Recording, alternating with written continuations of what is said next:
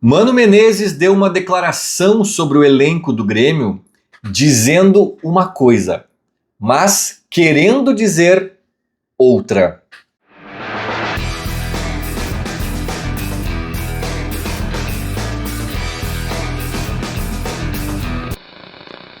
No vídeo pós-jogo, né, eu me atentei aí a outras questões sobre o próprio jogo, sobre a própria coletiva do Mano, né, eu pesquei outros trechos, né, dei mais importância a outras questões ali, mas depois eu fiquei pensando, ficou reverberando ali na minha cabeça aquela parte que o Mano fala dos jogadores brasileiros, né, ele diz que ele tá falando do elenco do Grêmio, mas ele dá uma ampliada pro futebol brasileiro para talvez dar uma suavizada e dar uma generalizada, né? E não ficar algo tão pontual. Porque não pega bem um treinador falar das limitações do seu grupo assim tão explicitamente, tão duramente até, né? Isso pode pegar mal com os jogadores.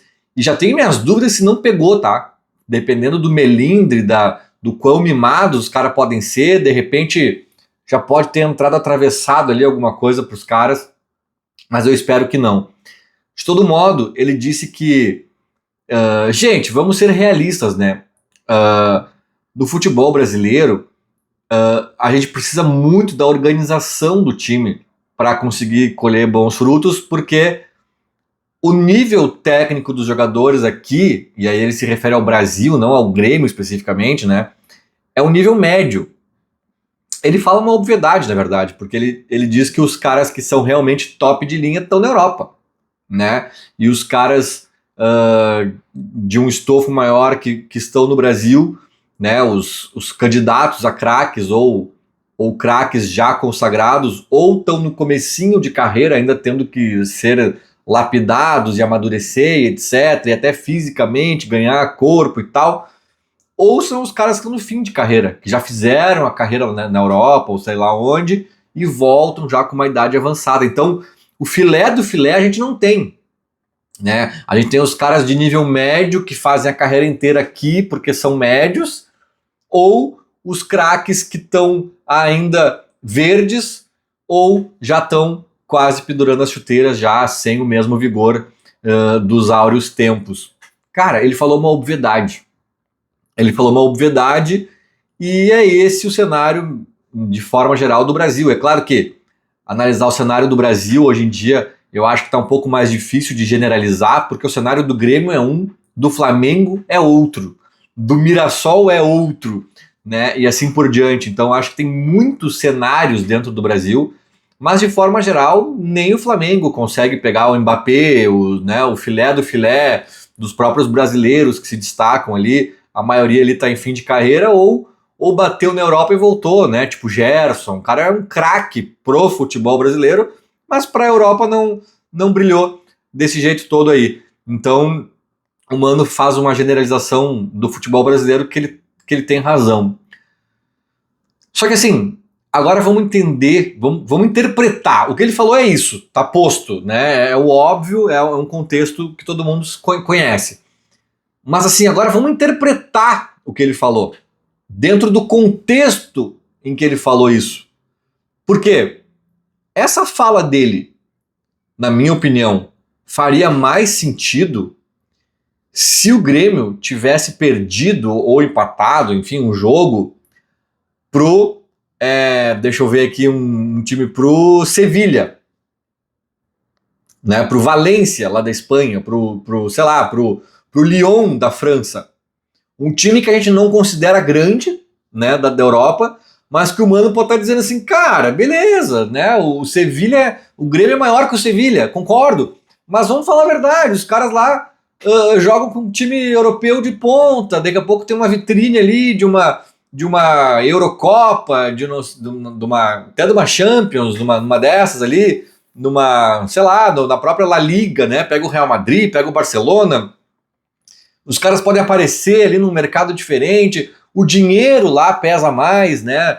O Sevilha é grande? Não. Mas daqui a pouco ele oferece aí alguns milhões de euros por um jogador do Grêmio, da base aí que está se destacando e a gente perde o cara, né? Então, esse discurso dele caberia muito para defender o trabalho do clube, do Grêmio, diante de um placar, de um jogo insatisfatório contra um europeu pequeno ou médio. Mas por que esse discurso dele veio diante do Vitória? Por que ele falou isso num jogo contra outro time brasileiro de uma realidade até mais dura que a nossa? O Vitória tem menos dinheiro que o Grêmio. O Vitória tem um elenco mais fraco que o Grêmio, ao menos em tese. O Vitória ano passado estava fadado a cair, né? Estava desenganado ali, rumo ao rebaixamento, fez uma campanha épica de recuperação, né? Deu uma arrancada, passou até do Grêmio e tal, e se salvou ali com alguma antecedência, mas em dado momento ele era tido como um dos times já rebaixados virtualmente. E eles acreditam eles acreditam muito lá na Bahia essa arrancada, né? A 4 pilares, 3 deles em campo e a chegada do Carpini, né? O técnico do Vitória realmente fez um bom trabalho quando assumiu ali e foi um dos responsáveis por essa virada aí. Mas dentro de campo, os 3 pilares, pelo que eu acompanhei na época que eu pesquisei sobre isso e tal, eles acreditavam muito esse bom momento do time, essa arrancada épica, não sei se chegou a ser épica, mas essa boa arrancada, a 3 jogadores. São eles, Lucas Esteves, Wagner Leonardo e o atacante aquele Alejandro, que até não sei onde é que ele anda. Eu tinha visto que ele talvez tivesse ido pro Bragantino, mas eu não tenho certeza, tá? Mas também saiu do Vitória, o tal do Alejandro. Os outros 2 estão onde? No Grêmio. Né? Então, os caras perderam ali a base deles e boa parte dessa base tá no próprio Grêmio.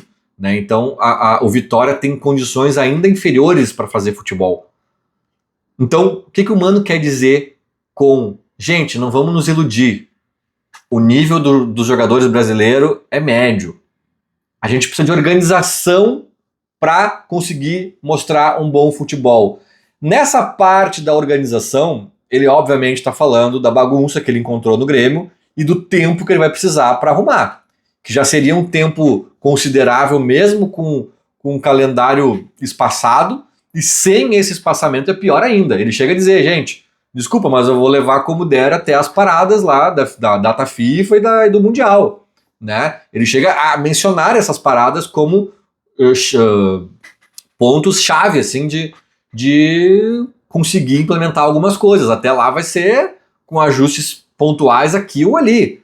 E ele não tá errado, cara. Não é desculpinha, não é quanto blá blá blá. Não sei que. Cara, não tem muita mágica, não tem o que fazer. O Mano tá certo nisso. Então ele tá querendo dizer assim, gente, tá uma bagunça e, cara, a gente não tem aqui o Ronaldinho pra sair driblando 5 e guardar, o Messi no seu auge também, né, o Pogba ali atrás, na volância. Não tem, cara, não tem. Ele tá pegando uma coisa um pouco óbvia para dizer o que eu vou ter para nos salvar é a organização. Né? A nossa qualidade técnica até foi suficiente para ganhar muitos jogos de gauchão, para tocar 6-0 no Pelotas, para conseguir superar um São Raimundo e um Atlético a fórceps, né? Num jogo que a gente tomou um totó de bola, que os caras estavam muito mais organizados, muito mais lúcidos em campo, né? Mas que aí sim o nosso material humano conseguiu, na base por osmose, equiparar ali as forças e ganhar nos pênaltis. Agora, contra time de Série A, cara, não vai ser na qualidade técnica, porque a gente não tem fora de série no time. Então, essa parte da organização também é um pouco óbvia, né? E o Mano só pontua isso. Só que eu insisto. E agora eu entro de fato na análise do que o Mano não disse, mas eu acho que ele estava querendo dizer. O Mano, ao falar de forma genérica do futebol brasileiro, tem um nível muito mediano, e os craques estão lá fora, e não sei o quê, eu acho que ele tá dando uma chamadinha no torcedor assim, ó, ei, galera. Tá bagunçado, eu tenho que organizar, mas assim, ó, calma, o Monsalve não é o novo Ronaldinho Gaúcho, colombiano. né? O Monsalve não é o Ronaldinho colombiano, tá? O Bright White, apesar de ter sido coleguinha dele, não é o Suárez. O Bright White não é o Suárez, gente. Alô, alô, alô, alô. Essa safra aí que veio dos guris ali, o Aravena, o Monsalve, o Arezzo, essa gurizada aí sul-americana que realmente foram boas tentativas e tal, são apostas, gente, apostas. Se fosse os novos Mbappé e companhia, estavam na Europa já. A Europa não deixa passar a guri de 20, 21 anos, que é muito fora de série. Como chegou-se a pensar em algum momento aqui no Grêmio, nossa, que sacada da direção, pegou umas joias sul-americanas. Calma, talvez um ou dois ali até possa ainda vingar de uma forma interessante, mas não para ser o que talvez alguns estão pintando. Não para tudo isso. O Wagner Leonardo é um bom zagueiro, provavelmente nosso melhor zagueiro do momento, com asterisco feito ao Kahneman, que se tiver em boas condições clínicas ali, é um caso à parte também, mas o Wagner Leonardo não é nem um guri também, cara. E o PSG nunca fez uma proposta para ele. Né? O Bright White realmente é uma boa contratação, tá tudo bem, mas ele estava na segunda divisão da Espanha, no espanhol lá, os caras caíram, ele foi para a segunda divisão junto, ajudou até a fazer subir, se eu não me engano, né? E tinha proposta para ficar lá na Série A de novo, na La Liga e tal. Mas assim, é o espanhol, cara, né? É só da cidade de Barcelona, mas não é o Barcelona, né? Então assim, tudo bem que ele tinha uma proposta da Turquia, que ele quase aceitou antes de vir pro Grêmio, mas é Turquia, ele não tinha proposta do Atlético de Madrid, ele sabe? Não, calma.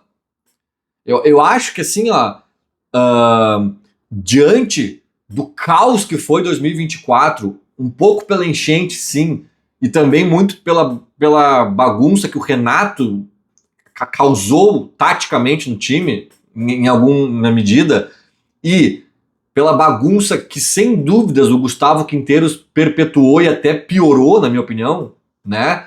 Diante desse caos todo, eu acho que a gente focou muito na questão da bagunça, na questão tática, na questão de fato as individualidades se apagam ainda mais no meio do caos, né? E crescem no meio num time que está voando. Isso aí é óbvio, a gente sempre fala disso. Mas a gente talvez, nesse afã de querer botar totalmente a culpa na bagunça, e de certa forma acho que em boa medida era até, sobretudo agora com o Quinteiros, né, cara? O que o Quinteiros fez com o Grêmio, a gente ainda vai entender melhor no futuro, foi um crime. O cara deixou aqui uma terra arrasada em termos táticos e enfim, em várias questões ali. Mas a gente talvez tenha superestimado o elenco. A gente tenha achado, talvez a gente em algum momento a gente pensou que o Monsalve era um craque, incompreendido pelo Renato, esquecido pelo Quinteiros, e agora talvez mal interpretado pelo Mano. Não, cara, calma lá, o Monsalve tem talento, ele pega na bola de uma forma diferente, ele faz coisas diferentes, mas ele estava jogando no Independiente de Medellín. Era capitão aos 19 anos, eu sempre digo isso, é impressionante. Titular e capitão, com 19 anos de idade, mas ainda assim era o Independiente de Medellín. Né? Tipo assim como a gente fazia aquela questão de mostrar para o Quinteiros que o Grêmio não era o Vélez, o Grêmio também não é o Independiente de Medellín, que é um time grande da Colômbia, um time respeitável da Colômbia, de massa, tem pressão, mas é diferente. O campeonato colombiano também não é o campeonato brasileiro. Né? Então eu ainda acho que o Monsalve, para dar o exemplo do Monsalve, não é um vídeo sobre o Monsalve, mas eu ainda acho que o Monsalve, por exemplo, pode vingar, pode nos mostrar alguma coisa. O próprio Aravena, que perde muito gol, esses dias fez um golaço e tem jogadas interessantes, né? O Arezzo já mostrou que para bobo ele não serve, e assim a gente vai, né? O Bright White, em vários momentos ali era nosso pilar de solidez ali, ofensiva. O Wagner Leonardo é uma liderança, é um cara interessante, né? Tipo, agora o Marlon ali tem boa expectativa, tem o meio de campo com o Vijaçante, o Cuejar, se der uma boa resposta, pode ser interessante. O Grêmio tá longe de ser um time ruim. Mas eu acho que o Mano deu uma acenada assim, ó, gente, calma. Vocês admitem que tá bagunçado e que eu não consigo mudar as coisas em 2 dias, né? Sim, admitimos. Então não esperem que a gente vai ganhar na individualidade, porque o nosso time não é bom a esse ponto. Não é bom a esse ponto. Vamos baixar a bola, vamos baixar a expectativa. A gente precisa organizar o time por essas individualidades começarem a dar resposta. Eu acho que foi isso que o Mano quis dizer. Porque assim, cara, vamos combinar. O elenco do Grêmio não é bom, não é maravilhoso, não é de encher os olhos de ninguém, mas é no mínimo de meio de tabela. Tem no mínimo ali uns 10 times do Brasil, 8, 10 times do Brasil com um elenco pior. E o Vitória é um deles. Então o Mano não precisava estar falando de elenco depois de um jogo contra o Vitória. Porque para ganhar do Palmeiras ou do Flamengo, talvez a gente tenha que falar disso. Cara, realmente a gente fez tudo certo, mas os caras também fizeram tudo certo e tem elenco melhor. Acabou. Agora, Mirassol, né, Vitória, tem uma gama de times ali, cara, que daí não é a questão, não é o elenco. A questão é maior. Só que às vezes a gente pensa assim, não, cara, contra o Mirassol tem que ganhar mesmo se tiver bagunçado. Porque nosso time é muito melhor. Cara, muito melhor? Não, ele é melhor.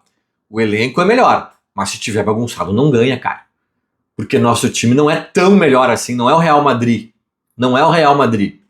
Não tem individualidades ali que vão botar o jogo no bolso como o Suárez botava em 2023. Ali é um bom exemplo de um cara que, apesar de vários pesares, botava vários jogos no bolso, vários pontos no bolso. Hoje não tem esse cara. Não tem ninguém, cara. É um time ok, razoável, bonzinho e tal, e ponto. E eu acho que o Mano deu essa chamada assim, ó, galera, vem aqui, pezinho no chão. Pezinho no chão. Calma, calma. Né? Ele tentou suavizar, trazendo o futebol brasileiro na fala dele, para não pessoalizar ali no elenco dele, mas no fundo ele estava falando do elenco dele. Gente, calma, calma. O Volpe vai falhar, é assim mesmo. O Gemerson vai ter que ser utilizado, é assim mesmo. É o que a gente tem, né? O Monsalve não vai driblar 8 caras e fazer um gol de placa. Calma, relaxem, respirem. Que o que a gente precisa é de organização para essas peças funcionarem melhor. Não tem mágica, não tem craque, não tem nada disso. Enfim, não deixa de ser uma outra obviedade, mas acho que essa talvez tenha tido, tenha CEP, como se diz, né? Acho que essa obviedade tem CEP, que são muitos torcedores do Grêmio e talvez até setores da imprensa que, vez ou outra, possam fazer uma análise equivocada aí do nosso elenco. Vamos acompanhar, né? Eu acho que o nosso elenco é uma incógnita em algum nível até para nós, né? A gente está no meio da bagunça, a gente sabe que as coisas se perdem, então agora é na expectativa aí de as coisas se ajeitarem para a gente entender melhor do que estamos falando. Feito? Era mais ou menos isso. Falou, abraço.